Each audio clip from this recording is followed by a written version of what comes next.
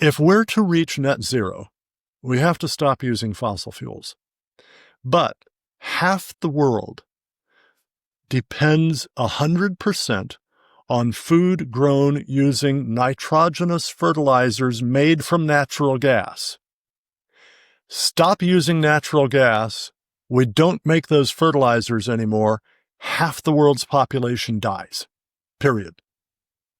And about half of the remainder of the world, so a quarter of the world, depends on heat and cooling and electricity and concrete and farming techniques and all of these things that also depend on fossil fuels.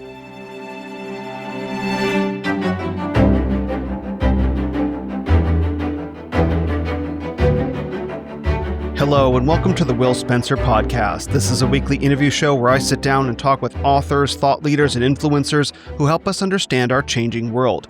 New episodes release every Friday. My guest this week is Dr. Cal Beisner. Cal established the Cornwall Alliance in 2005, building on years of research and teaching in theology, economics, environmental ethics, and public policy. With a background in historical theology and social ethics, he has lectured worldwide, testified before government bodies, and authored numerous books and articles on environmental stewardship and economic development. His early experiences in Calcutta, India, witnessing both the beauty of creation and the tragedy of poverty, deeply shaped his vision for Cornwall Alliance. Dr. Cal Beisner, welcome to the Will Spencer Podcast.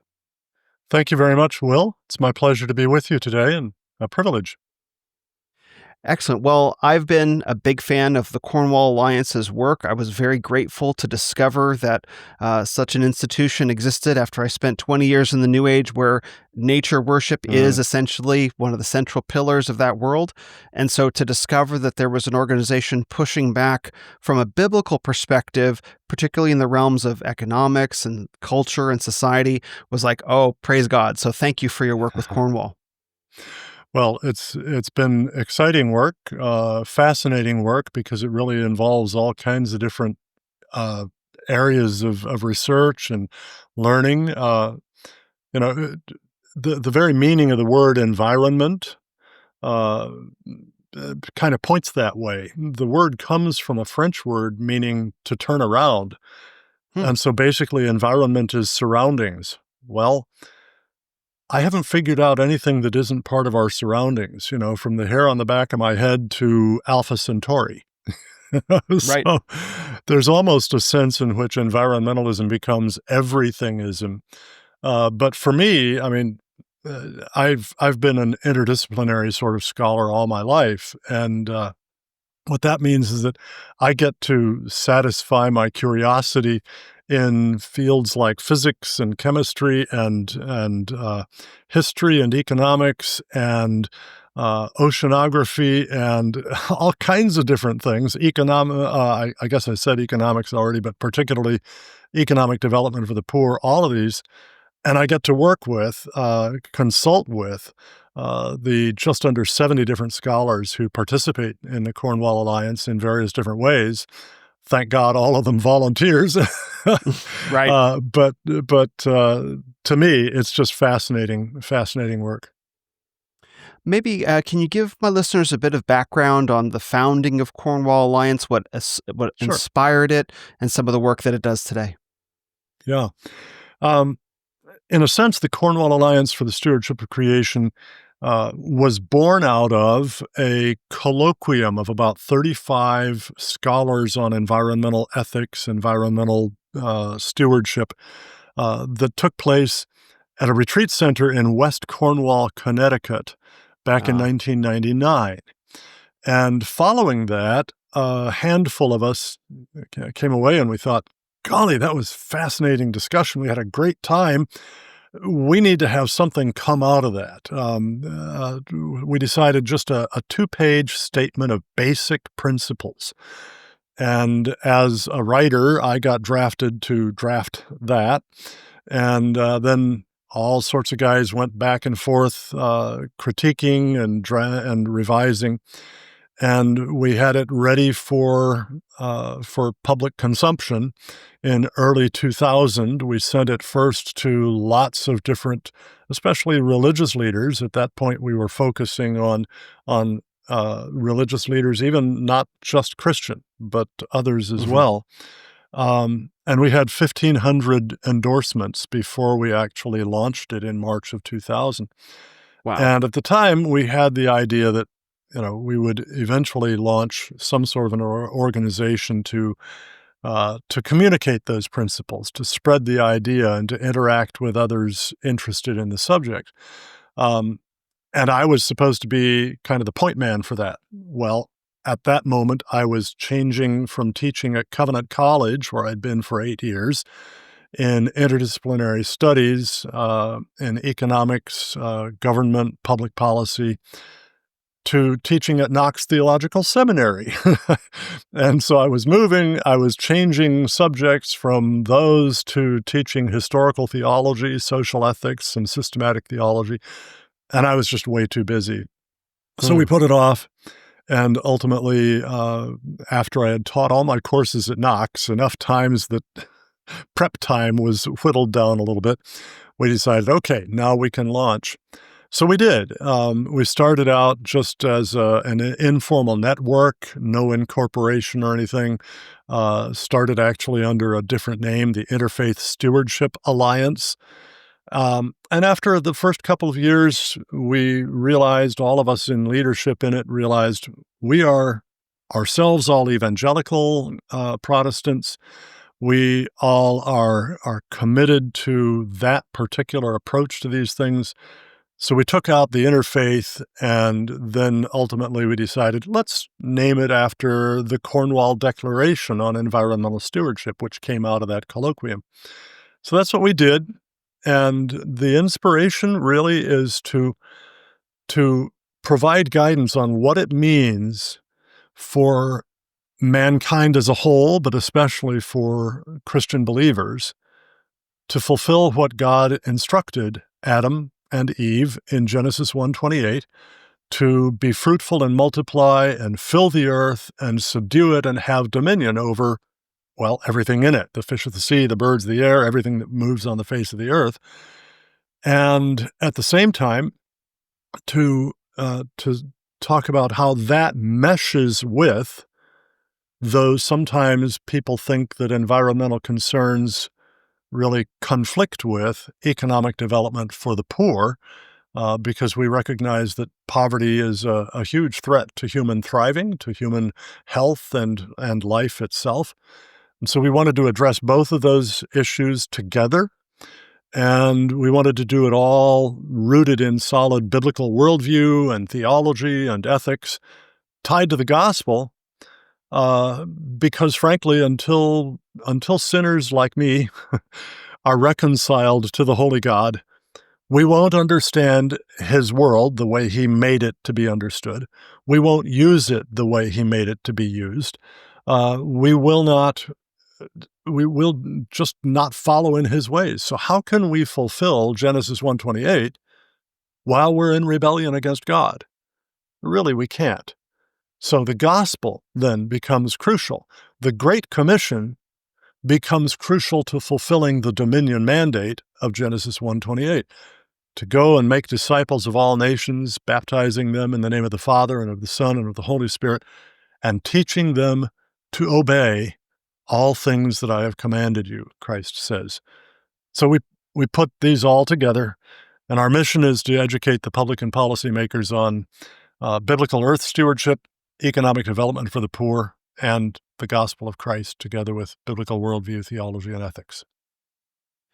There's so many directions I want to go with this, but first, I think where I want to start is I would imagine that you have as much instructing to do of Christians as you do of public policy leaders. Absolutely, yeah. And partly, oh goodness, I might say some dangerous things here. So That's what we're about here on the Will Spencer podcast. Yeah. Partly it's because so much of the Christian church, especially among, and I hate to say this because I am one, Hmm. evangelical Protestants, Yeah. Reformed evangelical Protestants, and I'm a Reformed theologian, Hmm. we tend to focus so narrowly on a very narrow understanding of the gospel, which is basically getting souls to heaven, right? Yeah. And frankly, that is the central part of the gospel, absolutely. And so if we don't focus on that, we're doing the wrong thing, okay? But we can focus on it so narrowly that we ignore other things. The Apostle Paul basically gives us the definition of gospel in 1 Corinthians 15. Christ died for our sins according to the Scriptures. He was buried. He rose again from the dead according to the Scriptures.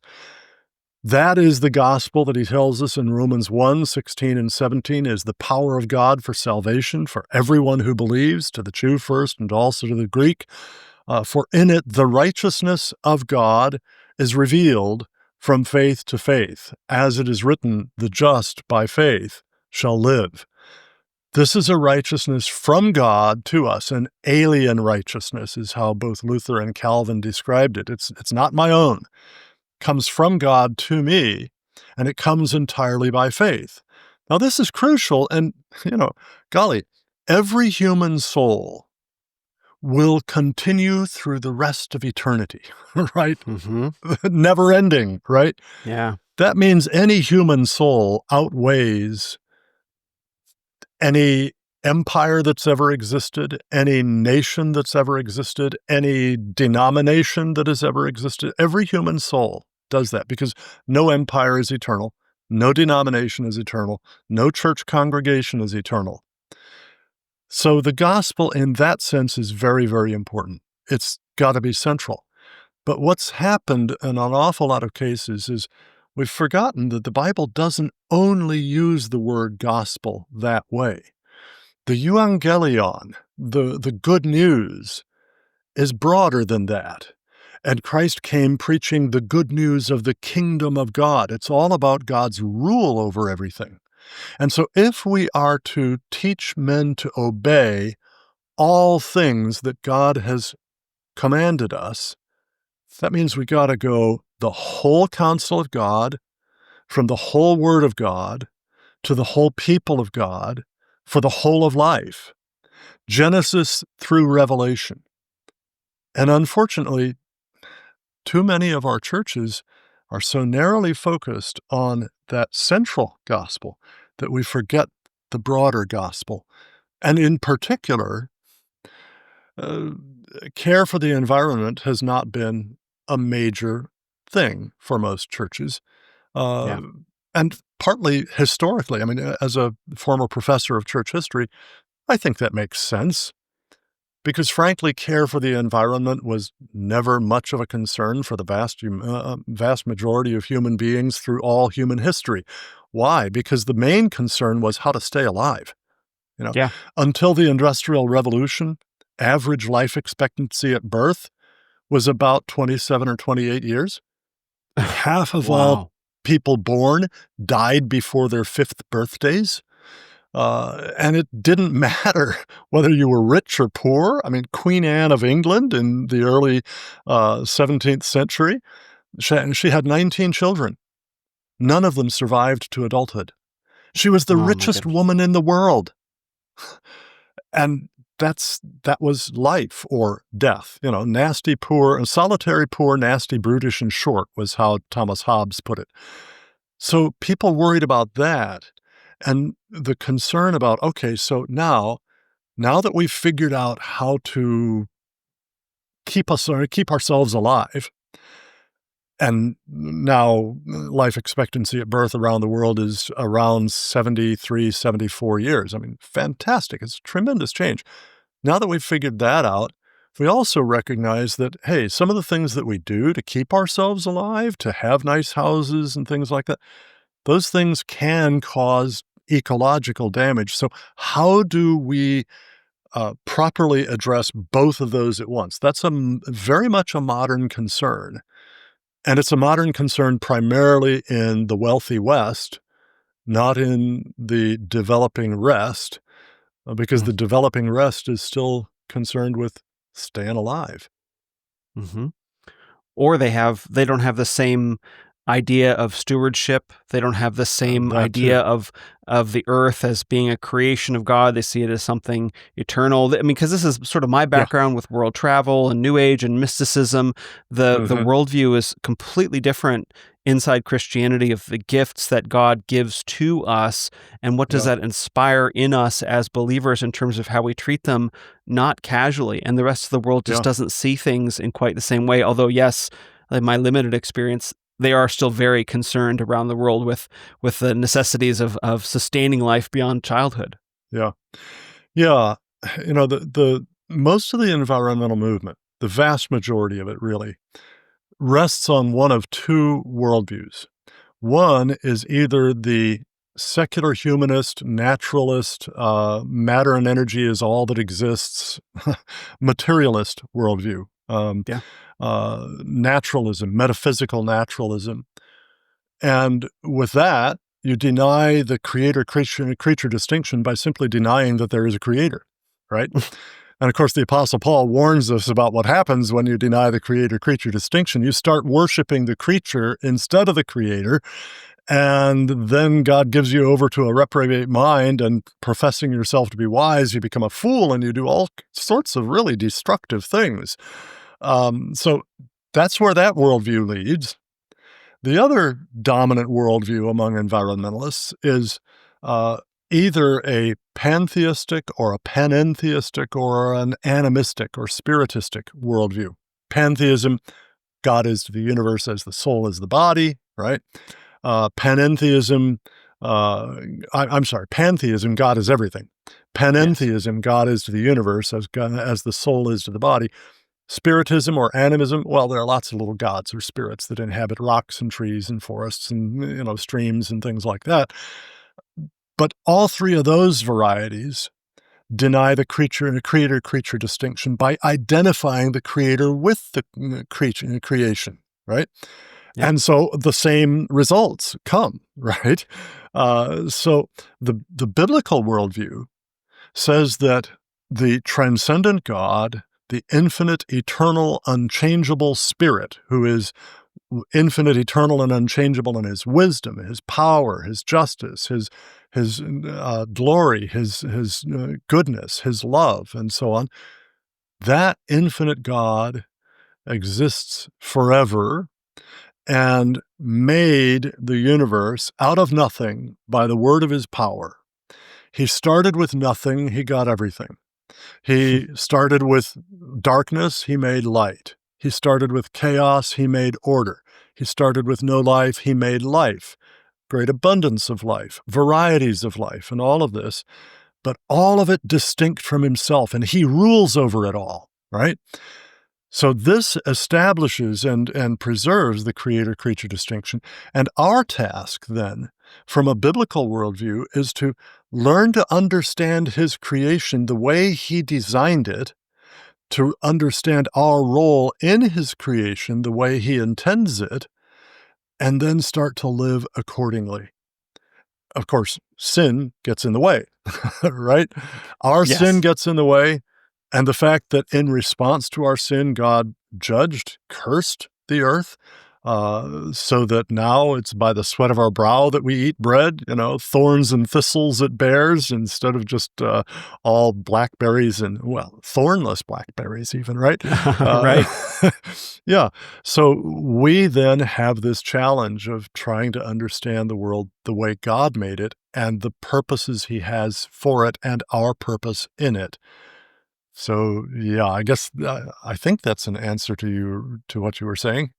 Yes, I think so. And I guess my next question would be, as you begin to bring these ideas into the evangelical Protestant world or other realms of Christianity, do you find that people kind of furrow their brows and they have to think really hard about it? Because I was reading on the Cornwall Alliance statement of faith, or so the biblical perspective of environmental stewardship, Mm, subduing and ruling the earth to the glory of God and the benefit of our neighbors. So you're yeah. I don't know if this is a statement of faith, but the affirm and denies.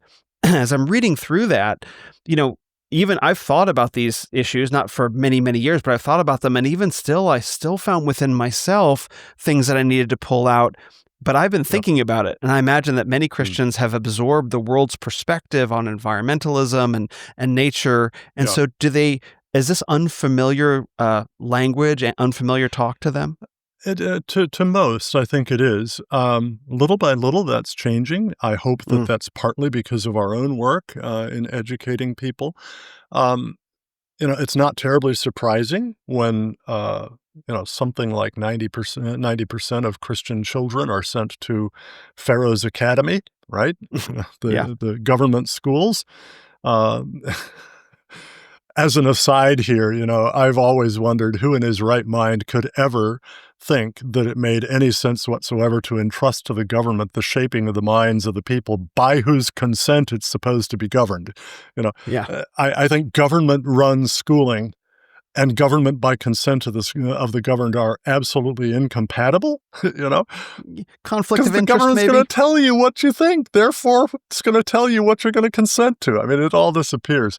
But that's an aside. That's Yes. just one of my hobby horses. Hmm. But when so many Christian children are educated in the government schools to a totally secularist or more recently a New Age worldview that dominates so much in the public schools, it's not surprising that this is a new thing to so many Christians even. Um, but I find that if we approach it sort of in a step-by-step manner, starting with the very earliest chapters of Genesis, right? I mean, I once heard that Francis Schaeffer, who's one of my intellectual heroes, Francis Schaeffer once said if he had only 1 hour to witness to somebody who'd never really heard of Christianity, didn't have any acquaintance with the Bible, he would spend the first 59 minutes on Genesis 1. Probably a good idea.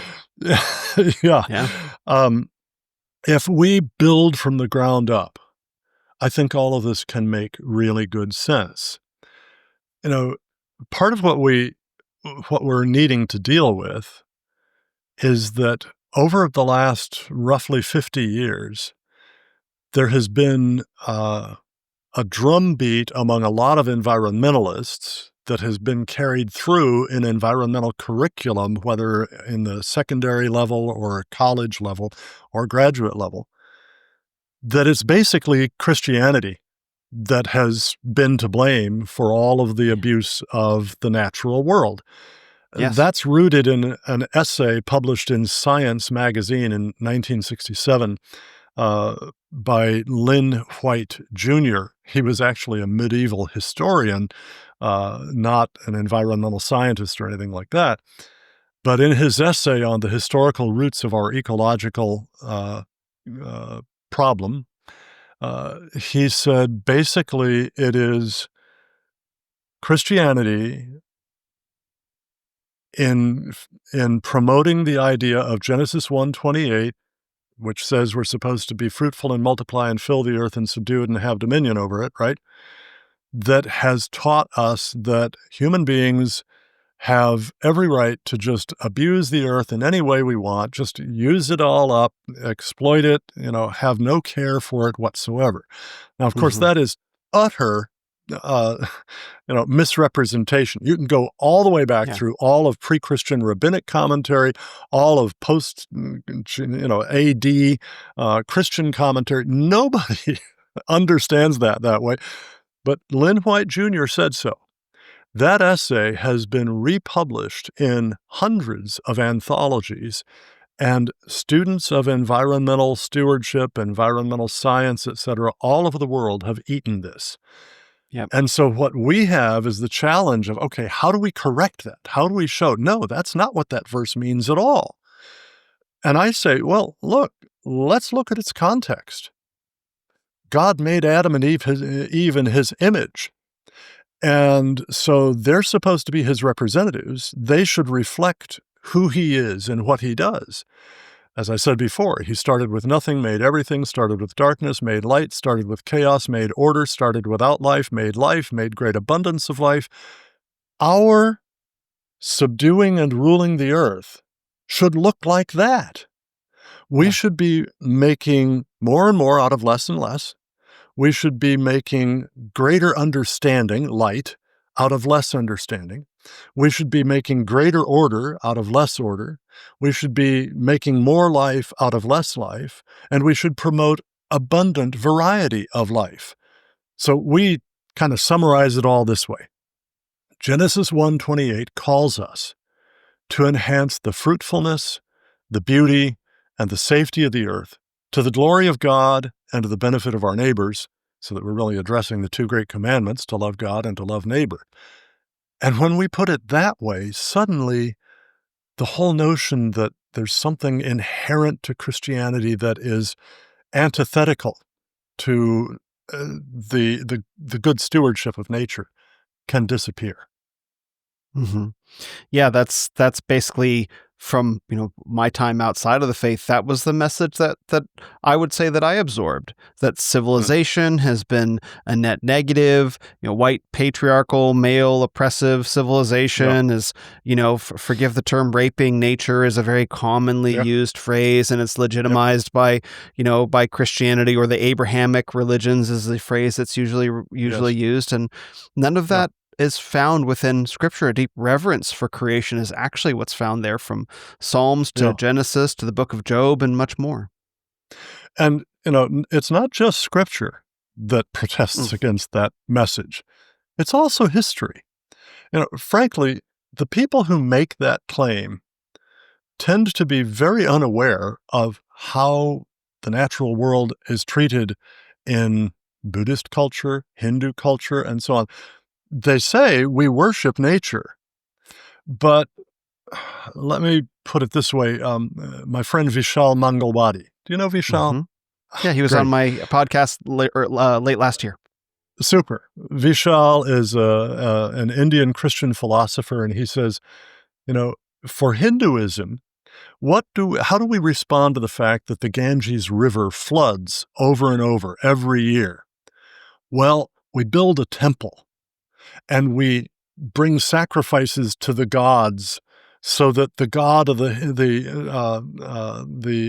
river won't keep making it flood all the time. That doesn't seem to work very well. From a biblical worldview, what do we do instead? Well, we build levees, we build dams, we do flood control, and we manage the movement of water through the Ganges River and the Ganges River Delta so that some of that water can be brought out and used for irrigation. We stop the flooding. Suddenly people's homes aren't destroyed over and over again. Now, is that harming nature in doing that to the Ganges? No, I think it is bringing order out of chaos. It is making it a more healthful place, not just for human beings, but for others also. And, so many people in the environmental movement see economic growth, economic development as always an endangerment of nature. I think the opposite is true, and history shows us that. I can illustrate it in two pretty simple ways. Super simple way is this. Why do you find graffiti on public bathroom walls and not on your bathroom wall at home? Well, I have some ideas. Yeah, public bathroom walls, well, they belong to the state, or to the county or to the city, but what does that really mean? Who has incentive to take care of those, right? Nobody really does, so they get abused, right? Your bathroom wall at home, that belongs to you. And you want to keep it nice because at some point you want to resell your home. You want good value out of it. So you have incentive to take care of that. This holds true, by the way, unless your wife is my wife, who writes on our bathroom wall, long live private property. Right. just to get my goat. But it's under a system with private property rights, entrepreneurship, free trade, limited government, and the rule of law that people rise out of poverty. Now, rising out of poverty enables you to take better care of the natural world around you because, and here's the second illustration, a clean, healthful, beautiful environment is a costly good. Hmm. And richer people can afford more costly goods than poorer people can. So you go to a city where you've never been before, and you want to find the rich part of the city. What do you look for? Do you look for the filthiest places or the cleanest places? Or you want to find the poor part of the city. What do you look for? The Yeah. filthiest places or the cleanest? And it's not because poor people don't care about filth. It's that cleaning up filth is expensive. Yeah. So the wealthier people get, the better they can live in a clean place and keep the surroundings clean as well. So that's what we learn from economic history and environmental history is what environmental economists call the environmental transition. In early industrialization, yeah, you get more pollution, but all the benefits of that industrial activity far outweigh the harms. But once you reach various different levels, moving up economically, you find out, oh, I can now afford to cut down on that smog. I can afford to prevent the emission of flammable chemicals into rivers so that the rivers don't catch fire anymore. That's how increasing wealth actually pays for better environmental stewardship. Thank you for saying that because I actually spent 6 months backpacking through India alone in 2018 Mm. and 2019. And so I got to see up close and personal, Oh, yeah. just how, Indians treat their own environment. And certainly they were not the only ones. I've been through South America as well. And the levels of pollution in Varanasi, for example, and I loved Varanasi. I Mhm. appreciated the religious traditions and the expressions there for what they were. And, of course, but seeing the absolute overwhelming filth and pollution of Yeah. the Ganges River at that point was overwhelming. North of Mumbai was shocking. And then, of course, in the Dharavi slums. And so to say that, You bet. white Christian heteronormative patriarchy is a scourge on the environment, which is the usual claim. It's like, well, have you actually been to these other places that don't, Yeah. quote unquote, have any of that? Because it's Yeah. far worse than any place in America, except for Oakland. Yeah. India actually plays a very crucial role in my own life. When I was a very little child, my father accepted a position with the U.S. State Department Oh, that took us to Calcutta. And about 3 months after we got there, my mother contracted some sort of a disease that paralyzed her. oh And wow. so I had to be farmed out all day, every Mhm. day to an Indian family. A woman would come and get me very early in the morning and carry me to this family's home. Uh, and even though I was so young, this was between my first and second birthdays, right? For a 6-month period, this went on. Um, Even though I was so young, I still have very clear pictures in my mind of what I saw every morning. First, as we went out of our apartment into the courtyard, there was this beautiful big green tree with a vine hanging out of it with red Mhm. flowers all over it. It was just beautiful, and I still can see that in my mind. But then we walked out of the courtyard onto the street, and we walked down a number of blocks to the family where I stayed. All along the way, because we were out very early in the morning, she was carrying me over the bodies of people who died overnight of starvation and disease. This was Yep. mid-1950s, and those pictures have stayed with me ever since as well. Later, when I became a Christian, and later than that, when I began to understand how much the Bible is concerned about the poor and the responsibility of Christians to help people to rise and stay out of poverty. And at the same time, well, at about the same time in my life, we're now into the early 1980s, when I realized that the Bible also teaches a lot about environmental stewardship, I realized those two things have to come together. And the memory of that beautiful tree with the red flowers and the memory of the horrors of that kind of poverty and the death, those together helped shape my mind as somebody who wants to say, all right, we've got to address together how to keep a beautiful planet and have people rise and stay out of poverty. What a moving story, and it's I can understand it very clearly. I was there in 2018, 2019, and India has made remarkable progress from that Huge, point. huge. Particularly around issues of public defecation. That was the big topic before I got there. Yeah, So they're making a concerted effort, and yet still, the grinding poverty, the pollution, yeah, in just stark terms, is so real. And so, how do we? That is the question. How do we provide for the economic prosperity of millions, hundreds of millions of yeah, people while preserving our environment? And I think to that point, right. perhaps the New Age, the environmentalists do have a point. How do we properly care for the planet? But we can't care for the planet at the expense of allowing people to suffer and die. Yeah, and unfortunately, a lot of environmentalists, especially really leading ones, leading voices, have essentially denigrated humanity. Yeah. In the Bible, God creates mankind and only mankind in his image.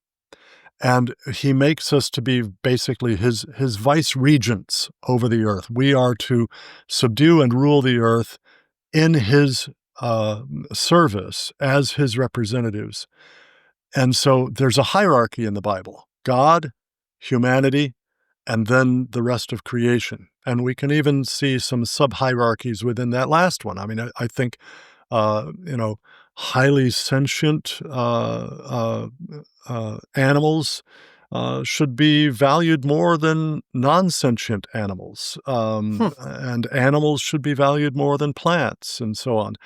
But we also, at the same time, have to recognize the interdependency in there. I mean, yes, I value animals more than I value plants, but I also know animals need plants to live, right? So Yes. we have to address all of these things together. But David Foreman, for example, who was a longtime leader of the Sierra Club, and then founded a new organization, Earth First, back in the 1960s and 70s. David Foreman said, "Look, if I'm out hiking in the forests and I see a grizzly bear attacking a child, uh, you know, it's the grizzly bear's territory. I'm likely to favor the grizzly bear over the child. The child invaded the territory." Wow. Um, uh, uh, Ingrid Newberg, I think it was the president of PETA, People for the Ethical Treatment of Animals, for a long time. She once said, "You're upset about aborting 1 million babies a year in America? Well, we kill 10 billion broiler chickens in America every year," as if that's worse, you know? Yeah. So we do have to recognize that human beings have to take precedence, um, and we have to serve their needs. But when we want to look at, okay, how do we help or how does a whole society, not an isolated individual or family, but how does a whole society rise and stay out of poverty? Well, history has a real clear lesson for us about that. The only way it happens is with 5 different social institutions: Hmm. private property rights, entrepreneurship, free trade, limited government, and the rule of law. Now, if you want to adopt Karl Marx's term for that, you can call it capitalism, and that's a pejorative Hmm. term, right? A more ethically neutral term, free market. Okay, but that's basically it. History tells us very clearly, no society has ever risen and stayed out of poverty without those 5 institutions, right? And in fact, any society that has, through those, risen and come out of poverty for a while, if it abandons those 5 institutions, it falls back into poverty. And so, you know, these things are very, very important for rising and staying out of poverty, but they're also important for good environmental stewardship. For the very reason that I referred to earlier when I said, "Hey, look, why do you have graffiti on your public bathroom walls and not on your bathroom wall at home?" Well, if everything belongs to the state, Nobody's got any incentive to take care of it, right? And you can compare the environmental records, the pollution emission rates, the pollution concentration rates, the deforestation, the desertification, the chemical pollution of rivers and streams, the overfishing.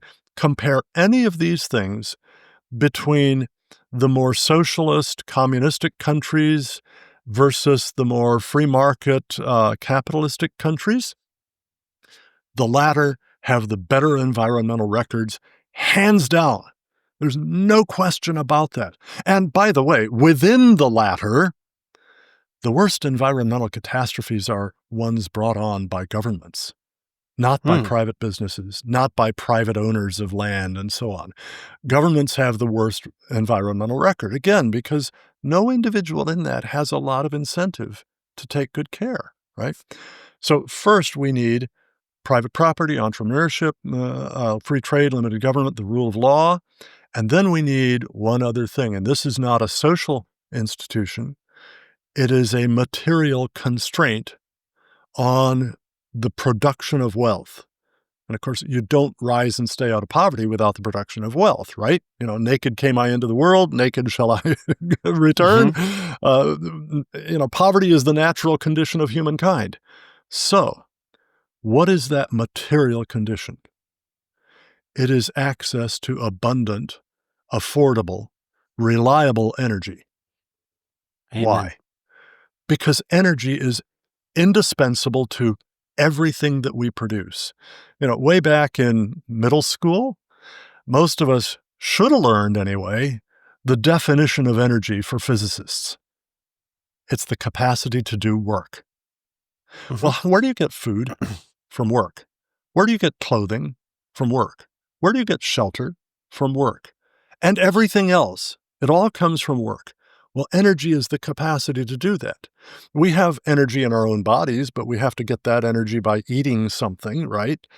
And frankly, the amount of energy in my body compared with the amount of energy in a gallon of gasoline is minuscule. So we have to have massive amounts of energy. It has to be affordable, and it has to be reliable. When you put that together with a free market economy, you have a society that grows and stays out of poverty.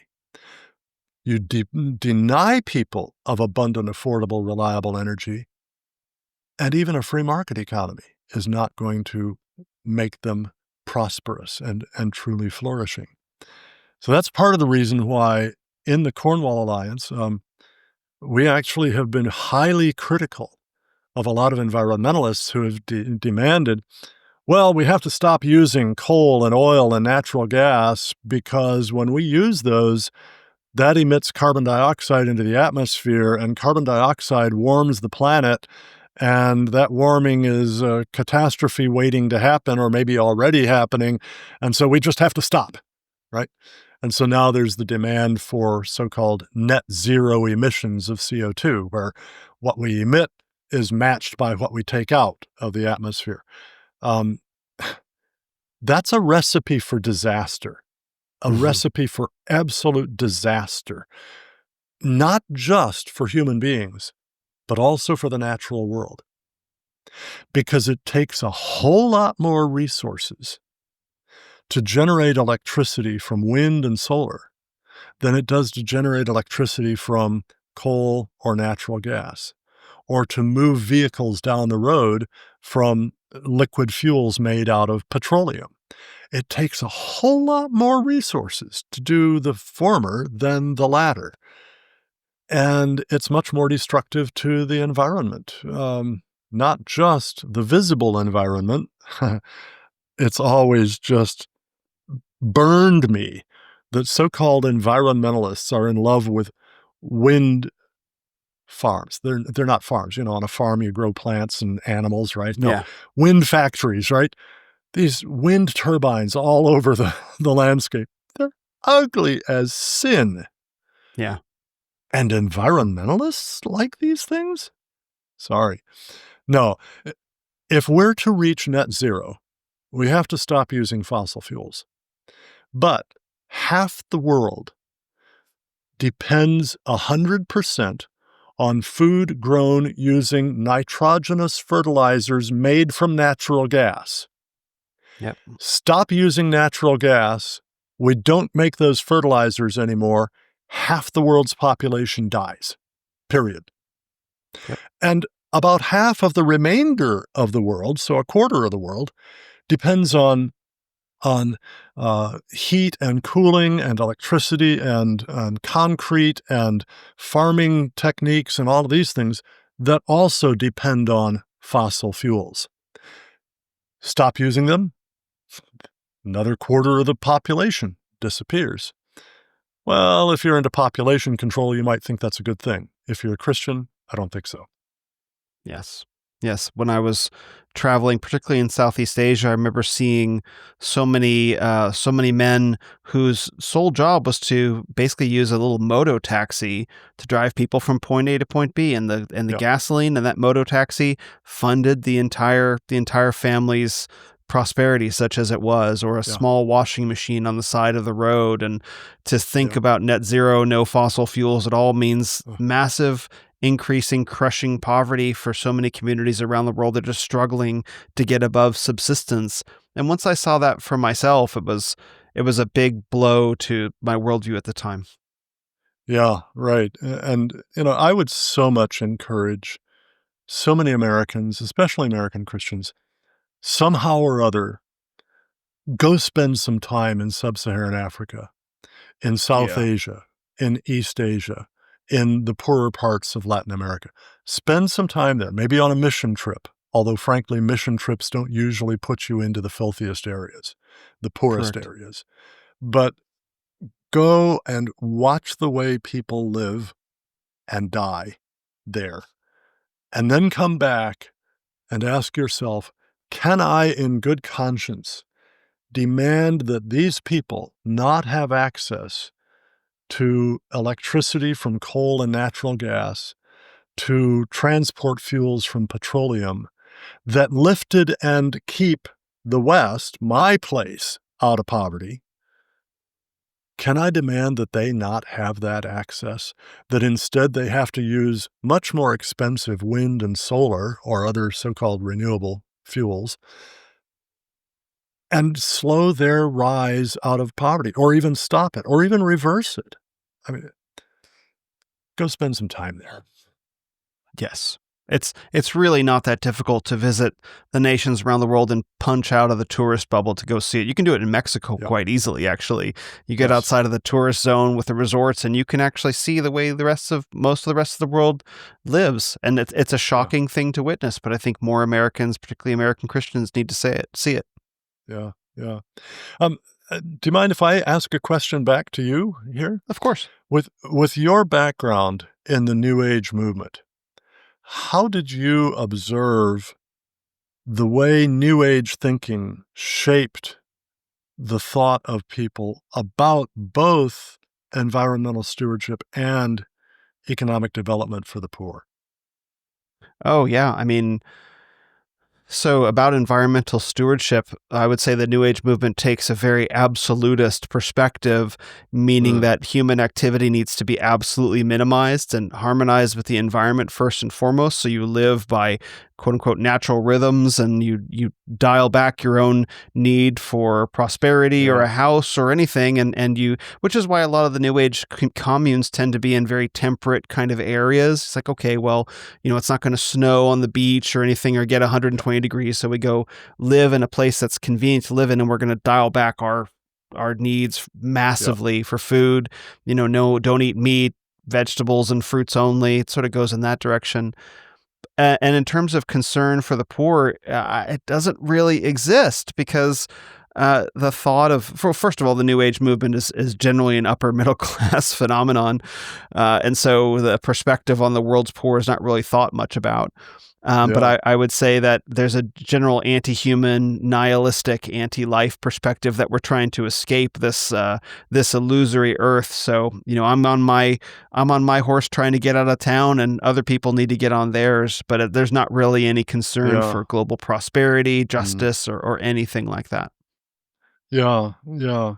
Um, and what I what I see is sort of a great short-sightedness, um, for a lot of these folks. I mean, you talk about, Yeah. okay, so they'll locate their communes in very temperate places, where they think they can just live off the land from, the fruits and the vegetables and so on. What they don't realize is that subsistence farming, uh, basically, uh, was what the vast majority of humankind did from, you know, shortly after Noah and the flood until the Industrial Revolution. Yeah. And that was the condition under which life expectancy at birth was 27 or 28 years, and, half of children died by age 5. Yep. If that's what you wanna go back to, okay, but fess up, make that clear. Don't hide that, right? What they also don't realize is that, frankly, I mean, many of them would like us even to go back before agriculture Hmm. to the most so-called natural way of living. It's actually a natural way of dying. Hunting and gathering cannot support more than one or two people per square mile in the very best natural habitats in the world. So what are you gonna do even about sub-Saharan Africa, where the average, population density is, oh, I don't even remember now exactly what it is today, but back in the 1980s when I was writing my book, Prospects for Growth: A Biblical View of Population, Resources, and the Future, sub-Saharan Africa was around about 40 to 45 people per square mile. You're gonna have to get Wow. rid of, uh, about 40 out of every 45 people just to go back to that kind of living. You sure don't love your neighbor when you think that way. Hmm. Yeah, that's one of that's the moral incoherence of the New Age worldview, which was ultimately Yeah. part of my exit from it, was recognizing that, Mhm. the sort of pantheistic or a panentheistic or even animistic worldview Yeah. can't satisfactorily answer many pressing moral questions of our day. In fact, people just kind of shut down when you present them with that kind of conundrum that, okay, you Right. want us to go back to a hunter-gatherer mode of being, fine. So again, 1 to 2 people per square mile. We have 6-7 billion people on Earth. You want to take us down to 500 million. So is genocide good now? And then that ends the conversation usually. Yeah, that does seem to be the way it goes, isn't it? Yeah. Um, so when you would raise this to people, I mean, you said it tended to be the end of the conversation, but I'll bet really there was interaction, right? I mean, surely they tried to defend their thinking somehow. What did they do? No, they actually, many cases, they would change the subject, or they would say things like love and light. I very rarely found somebody who had thought all the way through the moral Mm, implications of what they believed. They didn't yeah, take it that far. It was yeah, I don't know quite how to describe it. It wasn't the theology wasn't grounded in practical mm, realities. It was a yeah, lifestyle choice or a set of convenient beliefs or some rejection, probably a rejection of their parents in Western civilization. So it yeah, was a negative perspective. It's that, not that. And so this other alternative is presented to them that's not atheism. So it's mysticism uh, instead of atheism, but they had never thought all the way through the implications of what they believed. Neither had yeah, I. And so it took me yeah, a while to get to that point. Like, well, wait a minute. mm, If I believe this, then that means this, this, and this. And I don't like that. So I worked it all the way back. Most people yeah, in the New Age, I don't believe, truly have. yeah. There are those who And have, you know, but it's not the majority. okay. And it's not only the people in the New Age movement Yes. who make that mistake. Okay. Um, I assume you've probably read Megan Basham's book, Shepherds for Sale, Yes, how I have. evangelical leaders traded the truth for a leftist agenda. The very first chapter of her book Hmm. deals with the so-called creation care movement among evangelicals. And she points out, for one thing, that most of the creation care groups are heavily funded by leftist billionaires and their foundations, and have been led down the primrose path of saying, oh, climate change is a disaster and we have to do whatever is necessary to stop it, even to reverse it. And so we got to substitute wind and solar for fossil fuels and all of these different things. So partly she's addressing, okay, what are the evidences that that money and prestige have influenced where these folks are going? But she also points out a basic failure in thinking. And she does this throughout her book, that over and over you hear the mantra, well, if you love your neighbor, you're going to do X, Y, Z, right? Well, if you love your neighbor, you're going to want to fight climate change because climate change is going to kill people. Mm-hmm. All right. Well, the problem is this, and it can be summed up in the words of one of my favorite economists of all times, Thomas Sowell, who said, Love Thomas Sowell. there are no solutions, there are only trade-offs. That is, if we're going to fight global warming, we have to ask, at what cost? And I don't mean by that just dollars and cents, although frankly, that's fairly important. I mean at what cost to human health and life, right? If we're going to do that, we have to ask that question. And it turns out from thorough studies, and this is backed up in all the refereed literature in the field, it turns out that trying to slow, stop, or reverse global warming not only costs more in money, but costs more in human lives lost, life years lost, right, than adapting to changing temperatures. And that shouldn't be terribly surprising to us. I mean, the average person around the world adapts to a change of about 18 degrees per day between nighttime low and daytime high. I live in Phoenix. To an average, okay, right, yeah. I mean, you've got a bigger one there. I mean, you're going from down in the 50s or 40s in the night because of the super arid, dry air, to 105, 110 in the day, right?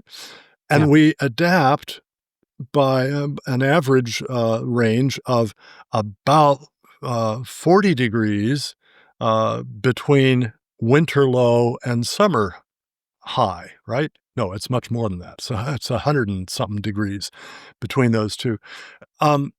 We adapt to that. Now we're being told that the fact that the average global temperature has risen by about 1.2 degrees Celsius, so that'd be slightly over 2 degrees Fahrenheit, since 1850. This is a disaster? Hey, nobody experiences global average temperature. It's a meaningless, I mean, not totally meaningless. It is a consequentless datum, right? What's important is the temperature where you are, when you're there. That's what's important. Global average temperature isn't. And we know that people live in everything from the Arctic Circle to the Sahara Desert to the Brazilian rainforest. So clearly we are highly adaptable folks, right? Turns out adaptation makes much, much better sense than mitigation, than trying to slow or stop global warming. That's a major theme of the book, Climate and Energy, The Case for Realism, which the Cornwall Alliance organized. Our director of research and education is Dr. David Legates. He's retired longtime professor of climatology at the University of Delaware. He and I edited this book. We've got 16 contributors, some of the world's top climate scientists, as well as energy engineers and energy management specialists and economists and whatnot. And a fundamental point of that book is, look, it makes much better sense to do what we need to adapt as climate changes, which it has always done, than to try to control climate, right? And that book, by the way, is available over our website through our online store at cornwallalliance.org. That's cornwallalliance.org. If I can put a little commercial in there. Please. No, I think those sort of perspectives are so important for people to hear because the climate change propaganda is so intense and has been for so long. The belief, in fact, I want to try and see if I can find it on your website. There was a passage about tiny causes. Let's see if I can find it on the statement that I had read earlier. Yeah, okay. We affirm that the earth and all its physical and biological systems are the effects of God's omniscient design, omnipotent creation, and faithful sustaining, and that when God completed his creative work, it was very good. Genesis 13, I think it says, or Genesis 1:31. We deny that an infinitely wise designer, infinitely powerful creator, and perfectly faithful sustainer of the earth would have made it susceptible to catastrophic degradation from proportionally small causes, and consequently we deny that wise environmental stewardship readily embraces claims of catastrophe stemming from such causes. What a powerful statement to make. Yeah, let me make that a little more concrete. Again, referring to climate change, okay? Now, people who are uptight about climate change will tell you, hey, we have increased carbon dioxide's concentration in the atmosphere by 50%. And by the end of this century, we'll have increased it by 100%. It will have doubled since before the Industrial Revolution. That's true. Sounds kind of scary, 50%. I mean, golly, if we're talking about my weight as a human man, I don't want to gain 50%. If I weigh 200 pounds, I don't want to go to 300. That would be really bad for my heart, right? Yeah. But wait a minute, 50% up from what? That's the crucial question. Well, CO2 constituted about 28 thousandths of 1% of the atmosphere before the Industrial Revolution. That's 28, that's 280 parts per million, right? Today, it's all the way up to about 243 parts per million. It's roughly 50% up, right? But that's still just, I'm sorry, did I say 243? No, it's up to 423 parts per million. It's up 50%, 423 parts per million. That's still just 42 thousandths of 1% of the atmosphere. Yeah. And we're being told that this is driving such rapid and high magnitude warming as to threaten even human survival, or maybe the survival of all life on Earth, to bring on the sixth great extinction. Okay. Now, as a Christian, I have to incorporate into my understanding the whole of the biblical worldview in order for me to think properly, right? You know, those who see science as an absolutely naturalistic methodology, all we can do is empirical measurements, and that's all the data that count, right? They're dealing with a naturalistic worldview. Matter and energy and motion is all that is. But we Christians believe that there's God and that there's humanity, and that humanity is not just material, but also spiritual. We have spirits, souls, right? And so we recognize that there are more data sources than just empirical, right? One of those data sources is what God says in his special revelation, his word. Now, the scripture tells us that an infinitely wise God designed, an infinitely powerful God created, an infinitely faithful God sustains the earth and all of its natural processes. This very God said after the flood in Genesis 8:21, as long as the earth endures, seed time and harvest, summer and winter, day and night, cold and heat will not cease. That's poetically, that's what's called merism, where you take the opposite ends of a spectrum, and the point is, yeah, that and everything in between.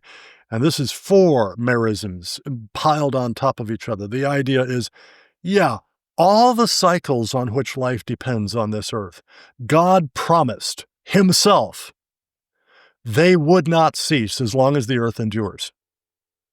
So then we ask ourselves, does the notion that increasing CO2 from 28 thousandths of a percent to 43 thousandths or 42 thousandths of a percent, uh, does the notion that that's going to cause climate disaster fit well with this? I don't think so. That's like saying, okay, I'm an architect and I design a building so that if I lean against a wall, all of the feedback mechanisms in that building's structure multiply the stress from my body weight exponentially until the whole building collapses. Would I say I'm a brilliant architect? No, we'd say I'm a fool. Well, that's the implication of the climate alarmist message. And what's so sad to me is that so many evangelical Christians in the creation care movement didn't recognize that tension and think to themselves, oh, I really need to look twice at this claim before I embrace it. So you had the Evangelical Environmental Network launching what was called the Evangelical Climate Initiative, which put out the Evangelical what was the title of it now? Major sort of a statement on climate change, saying if you love your neighbor, you have to get on the bandwagon to stop global warming. And they didn't step back and more carefully look at first what Scripture, what special revelation might tell us to expect, and then to look more carefully at the empirical data. And that's just sad. I think that's changing bit by bit, but it's been a long upward battle on that score. By the way, the document that you were just quoting from there, the competing worldviews of environmentalism and Christianity, we've just put that into a booklet. It's been revised from what you see online there. We've expanded it. We've I think improved it considerably.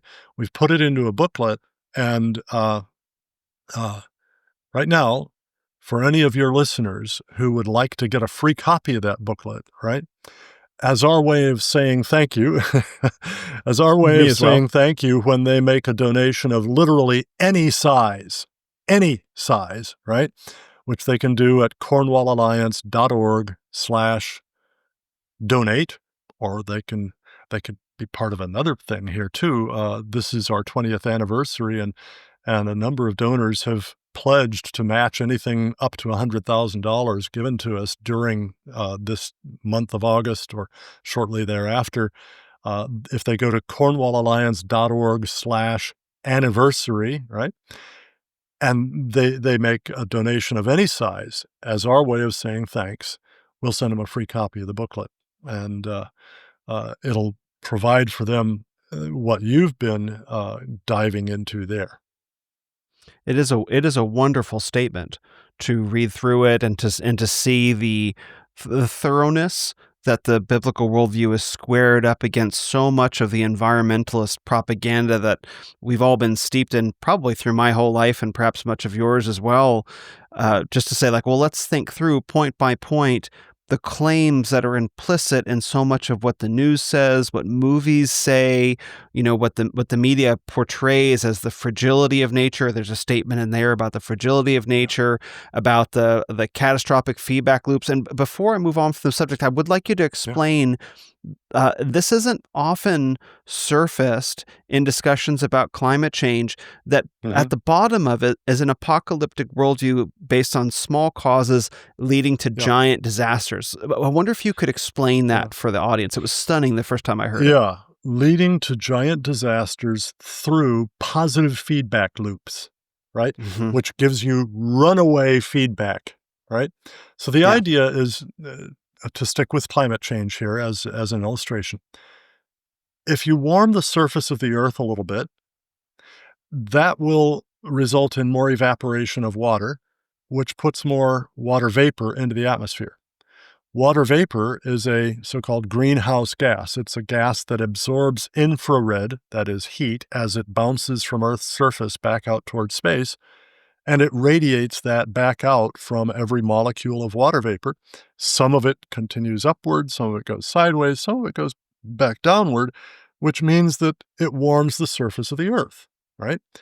Well, so positive feedback loop, right? We warm the surface, we get more water vapor. We warm the surface more, we get more water vapor. We warm the surface more, we get more water vapor, and so on. And the whole thing just goes on, and it becomes this exponential curve, right? Well, water vapor isn't the only greenhouse gas.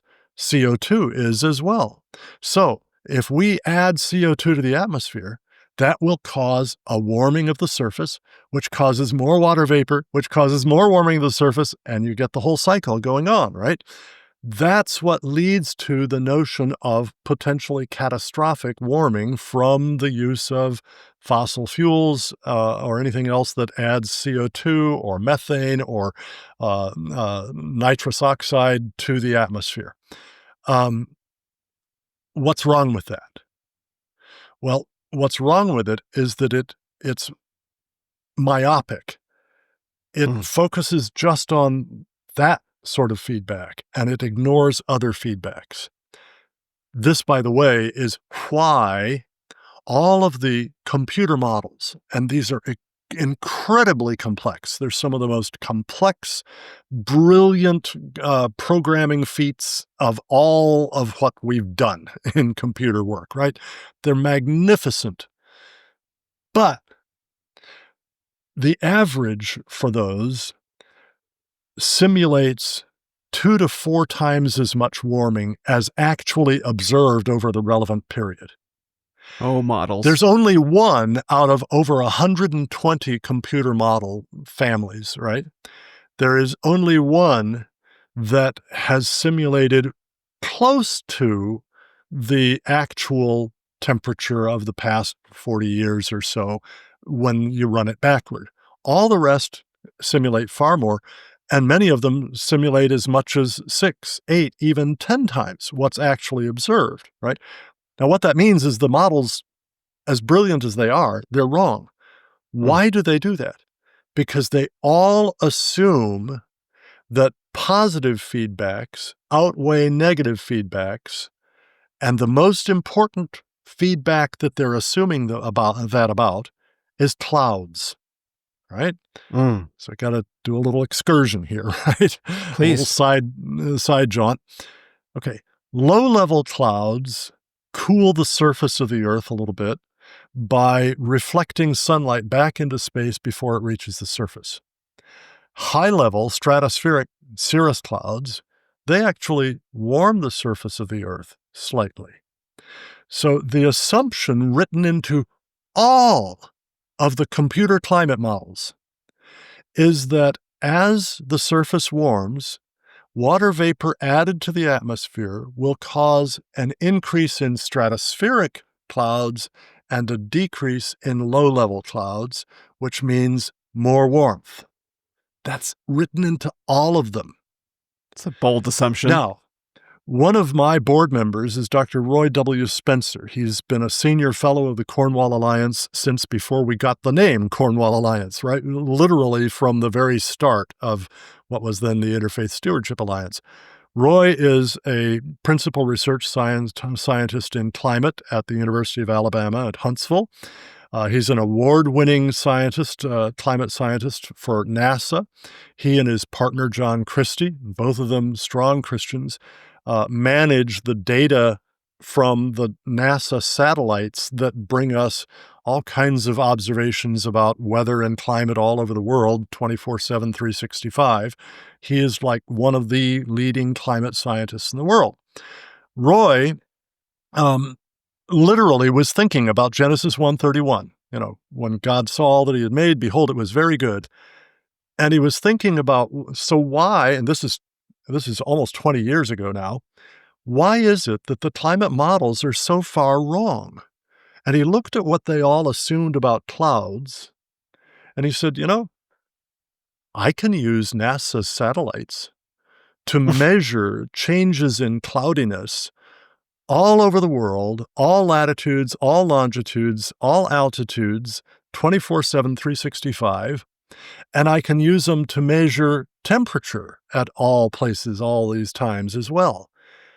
I can use the satellites to figure out how clouds really do respond to changes in surface temperature. So he did.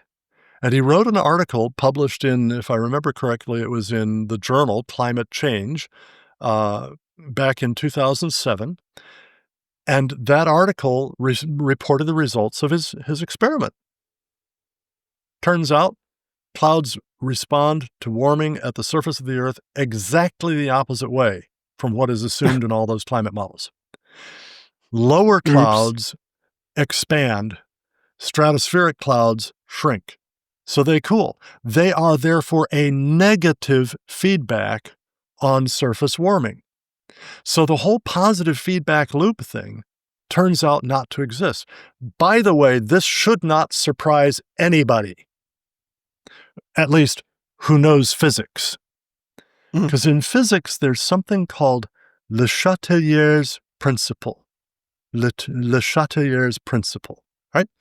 That principle is that any natural system that is in equilibrium or close, actually no natural system is ever in exact equilibrium, but any natural system in equilibrium, if it is perturbed by something, will naturally revert toward equilibrium. So if you heat something that's naturally at such and such a temperature, it will naturally return toward that temperature. If you chill something that's naturally at such and such a temperature, it will naturally return to that temperature. Le Chatelier's principle is understood by physicists everywhere. That should have guided the theorists about climate change. But their theory is based on a religion. It's not really based on empirical observations, is it? Yeah, for many. What I think is happening, and this could open up a whole nother discussion, by the way, the rise of what's called post-normal science. Nobel Prize-winning physicist Richard Feynman has a clip. He didn't put it there because this was before the internet existed, but there was a video of his lecturing to a class at Cornell University back in the early 1960s. And the basic content of this is also included in one of the books that he published. But he tells these students, look, when scientists want to understand how something in nature works, right? When we want to discover a law of nature, right? Here's how we do it. First, we guess. And the students kind of laughed because they're thinking, well, science, that doesn't have anything to do with guessing, right? So he said, no, don't laugh. This is what we do. We guess. Then, on the basis of our guess, we make predictions of what we should see in the natural world, in the real world around us, if our guess is right. Then we go into the real world, whether it's in the laboratory, whether it's out in the forest, we go into the real world and we look. And we see if what we observe matches or contradicts what we predicted. If our observation contradicts our prediction, then our guess was wrong. And it doesn't matter how smart we are, or how beautiful our guess was, I would add, or how many people agree with us, right? If the observations contradict the predictions, then the guess is wrong. That's fundamental scientific method. And by the way, it comes out of Scripture. 1 Thessalonians 5:21, the Apostle Paul says, test all things, hold fast what is good, right? That also comes from the fact that, Scripture tells us that an infinitely wise God designed, an infinitely powerful God created, an infinitely faithful God sustains this world around us. And so it should be acting in predictable ways, rationally understandable, right? So that's why science arose historically only once and in only one place, and that was medieval Europe, saturated by the biblical worldview. Mm-hmm. And then crazy people in the 19th century start talking about the warfare of science with Christianity, which never existed, okay? But that's another subject too. Uh, so so what's happened is that a whole lot of people have been trained up as scientists without the worldview basis, the philosophical, epistemological basis of scientific method.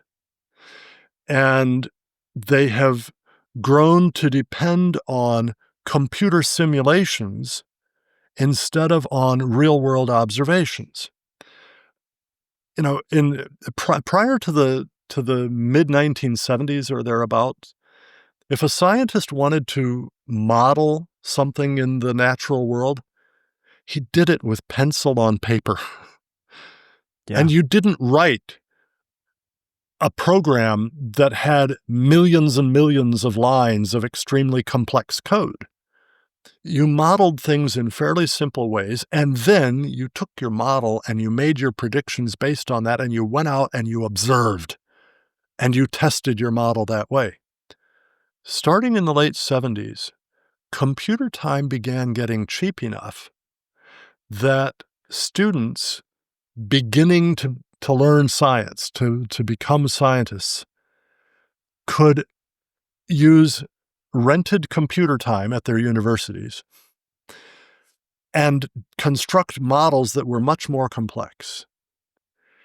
This led to an increasing dependence on virtual reality instead of real reality. You know, in the world of computer games and whatnot, we talk about young people who have become so totally immersed in virtual reality that they don't know the difference between that and the real reality.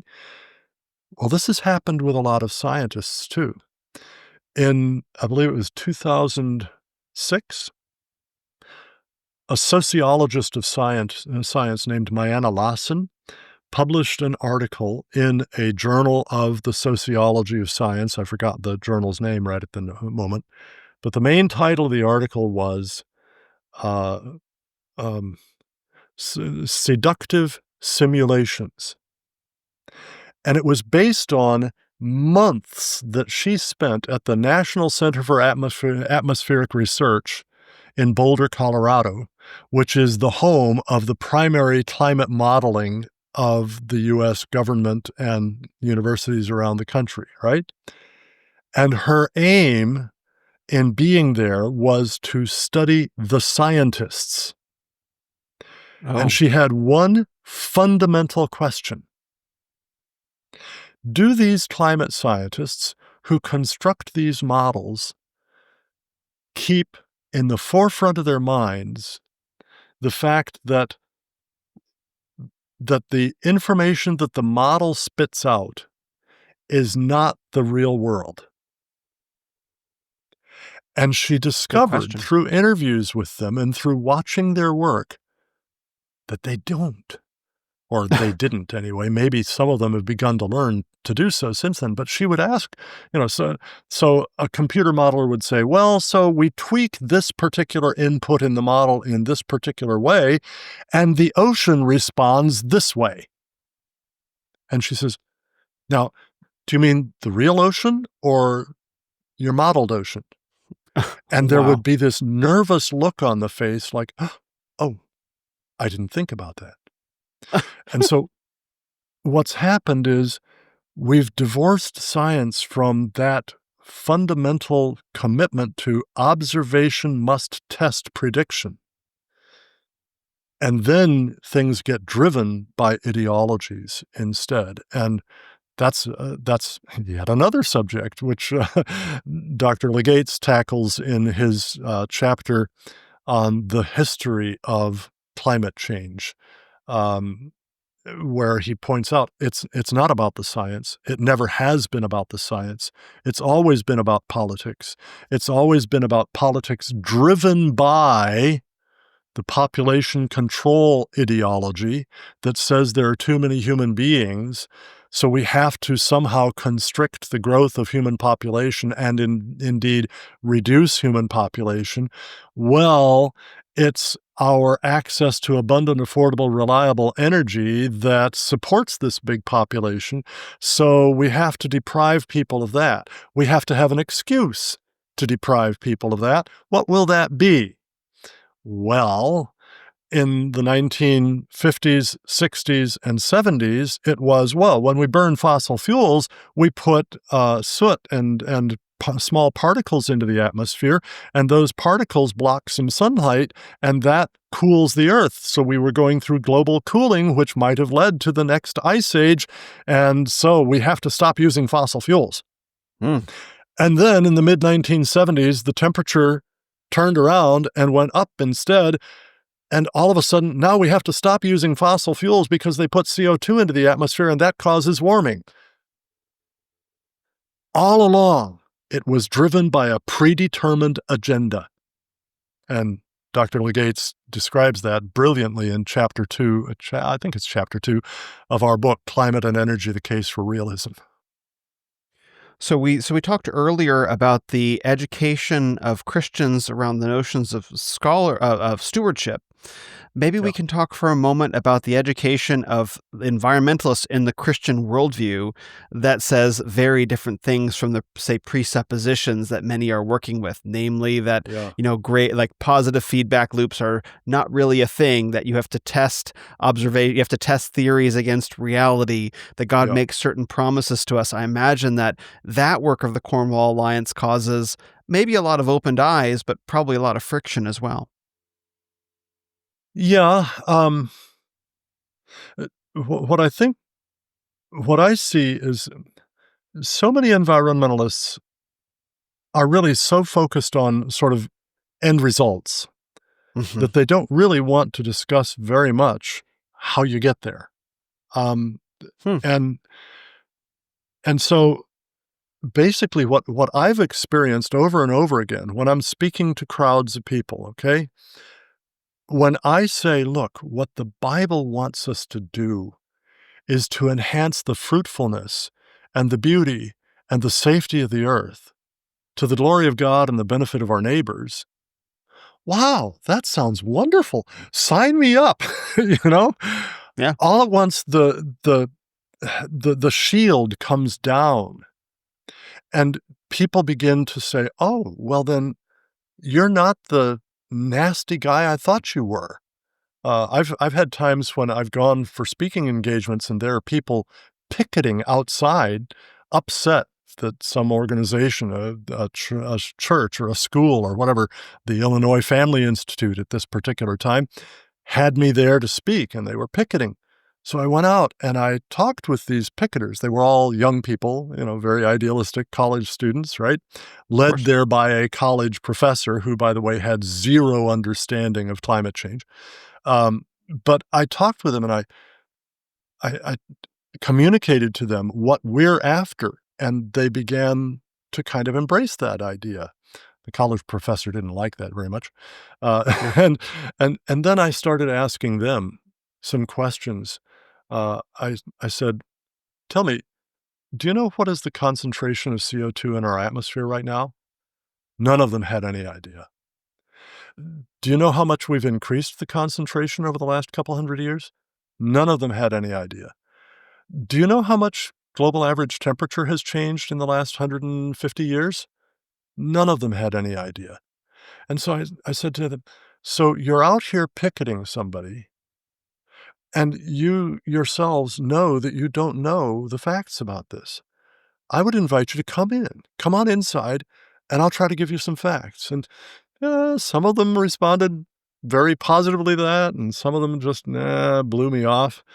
But I generally find that if I'm able to get people to hear that what we're after is more fruitfulness, more beauty, more safety, as I said, the shields come down. What do they think that you're after? Oh, what they think we're after is just subjugating the whole earth to destructive mankind, back to what Lynn White Jr. said. Oh, Genesis okay. 1:28 is the excuse for raping and pillaging the planet, right? That's what they think we're after. And once I can set that to rest, we can communicate a whole lot better. And that's very important for a lot of Christians to understand. And especially, there are some whose eschatology Mm, tells them, well, it's all going to burn up in the end anyway. Therefore, why polish brass on a sinking ship? yeah. Just go ahead, waste it all. There was one young man who went through Liberty University. His father was a former president of the Southern Baptist Convention. Uh, his name is escaping me at the moment, which may be a good thing.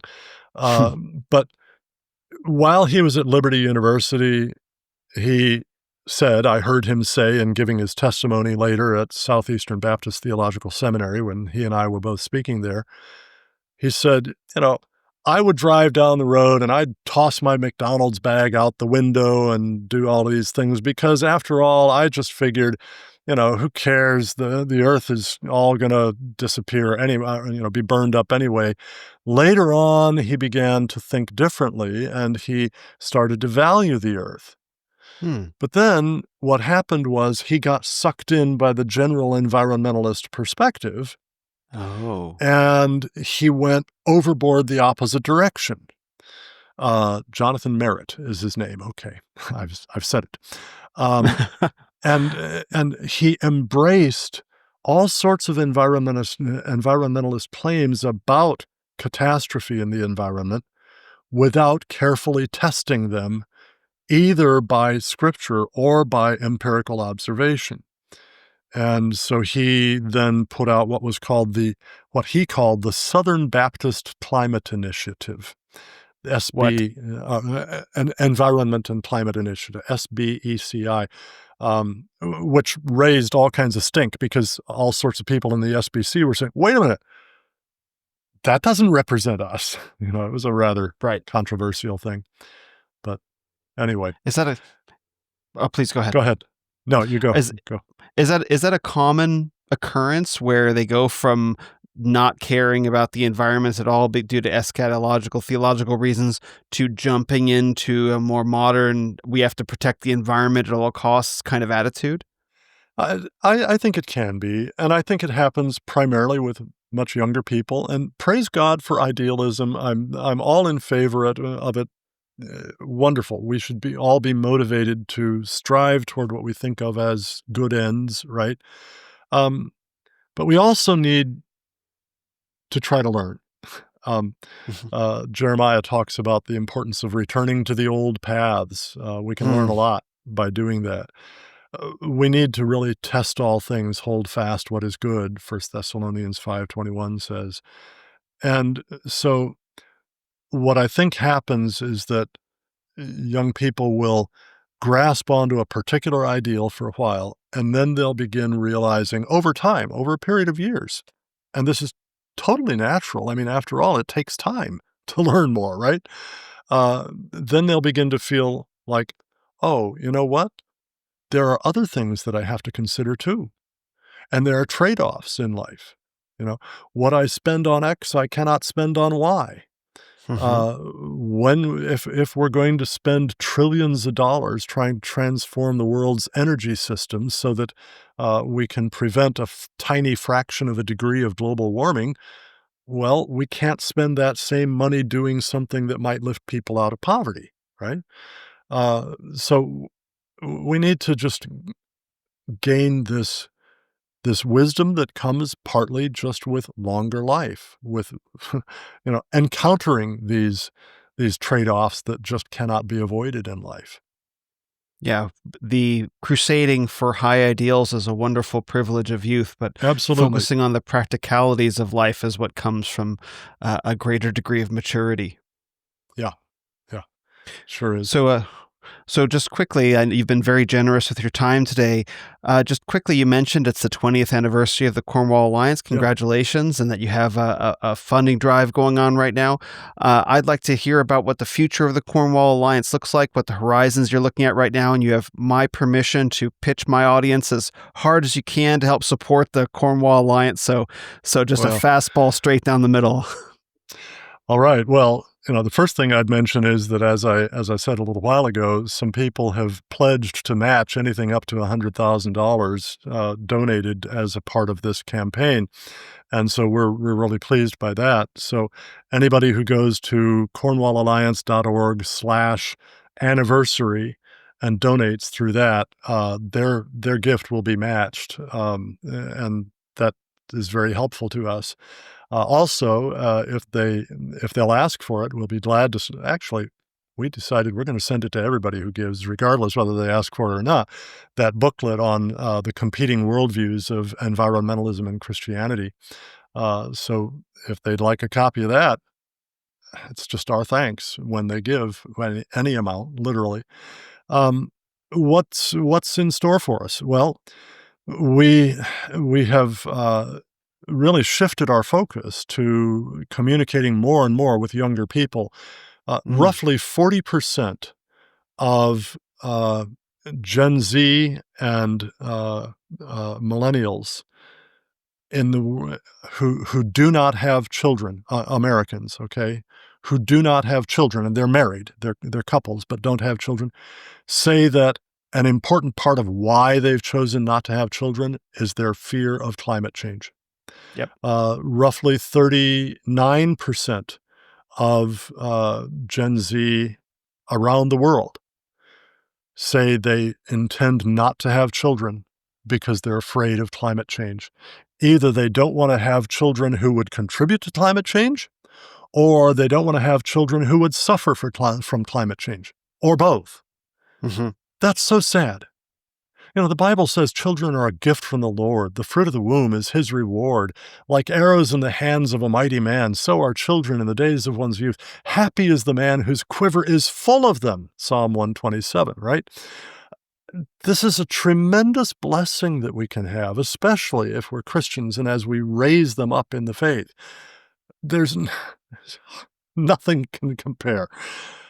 And yet people are depriving themselves of that blessing because of these fears. So we have focused more and more of our work on reaching younger and younger audiences. We're going to homeschool conventions and private Christian school conventions, Association of Classical Christian Schools, things like that.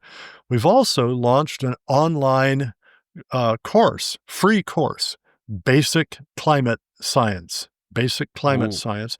If you go to cornwallalliance.org and look over toward the right of the top bar, you'll see a tab for courses. You can sign up, register for that course.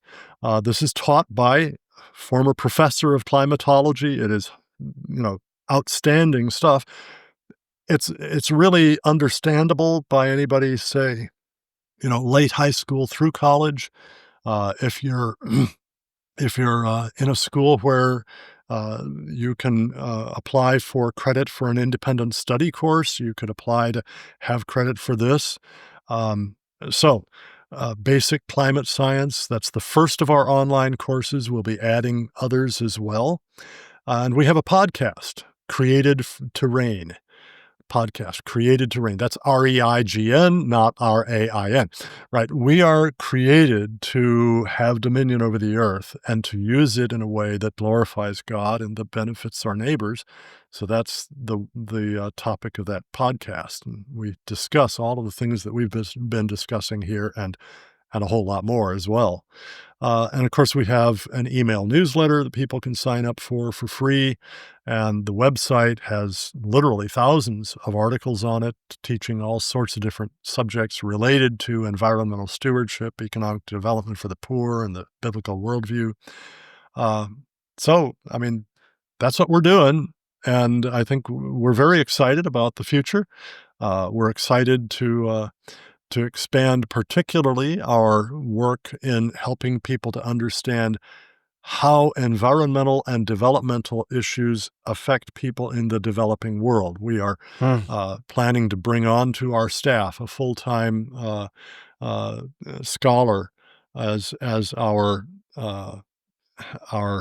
fellow for developing countries, and that I think is going to be quite exciting too. And he has a great way of communicating with young people.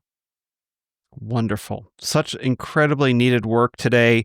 We all live within this environmentalist kind of worldview with its presuppositions, pushing back from a biblical perspective, and a multimedia, multi-dimension, multi-platform approach is so very needed. I'm very grateful for your work, Dr. Beisner. Yeah. I should mention we're also on Facebook and X. So people can follow us there as well. On X, we are at Cornwall Steward. And of course, on Facebook, we're, Cornwall Alliance for the Stewardship of Creation. And we have a bunch of videos on YouTube as well, Cornwall Alliance for the Stewardship of Creation. So I just invite your listeners, your viewers, to come to cornwallalliance.org and get acquainted with us. Wonderful. All those links will be in the show notes. And congratulations on your 20th anniversary, and God bless your funding drive. Thank you. Thank you very much, Will. God bless you. Such a privilege to be with you.